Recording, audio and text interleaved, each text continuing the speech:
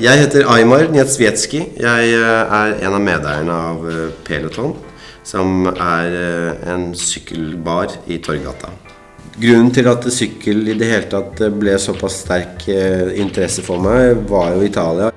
Jeg henter mye inspirasjon derfra, ergo betyr det også at det blir mye mat og vin interesse. Utover det så er visuelle objekter alltid interessant. Det er veldig lite av det vi har som er kjøpt over disk.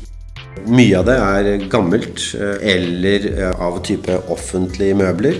Utover det så har vi reist på markeder for å finne objekter som har en fin historie.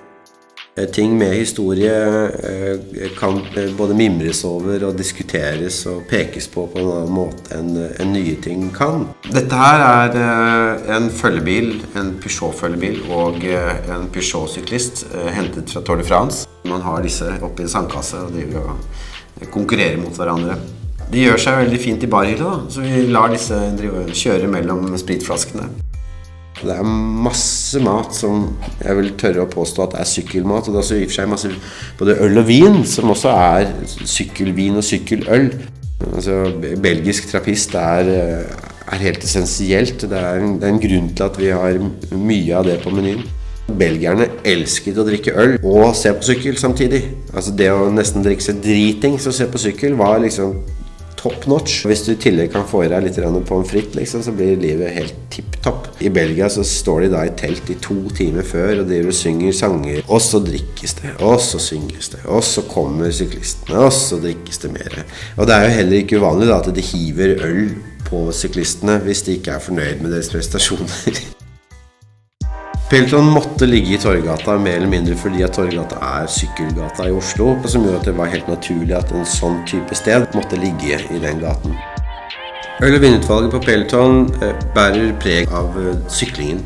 Vi har viner som kommer gjerne fra steder hvor det har foregått sykkelritt. Så når det er Tour de France, så vil man også se på vinmenyen at den preges av det samme.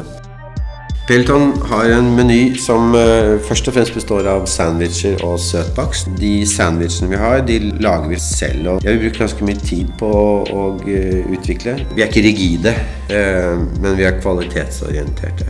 Og det samme vil det også være på pizzaene vi serverer. Vi skal ikke ha 20 pizzaer, 5, fordi at vi vil at de få vi serverer skal til enhver tid være gode. Sykkelreparatøren er vår portugisiske altmuligmann Felipe. Han er ekspert på Insta-service. Hans jobb er å løse konkrete hverdagsproblemer på sykkelen. Når vi etablerte Peloton, så var det slik at vi ønsket å kunne klare å kombinere tidsånden med tidløshet. Det å klare å ta inn over seg de endringer som skjer i bybildet i form av at sykkelen blir et stadig viktigere fremkomstmiddel, samtidig som vi skulle også huske på at den kommer fra et sted. Det å klare å kombinere disse 2 elementene var svært viktig for oss. Det å også kunne være et samlingssted både for aktive syklister, for mosjonister og for de som bare sykler til og fra hjemmet, med de som ikke engang sykler i det hele tatt. Det har også vært viktig. Du skal kunne føle deg velkommen uansett, og det skal være arrangementer for alle disse kategoriene av gjester.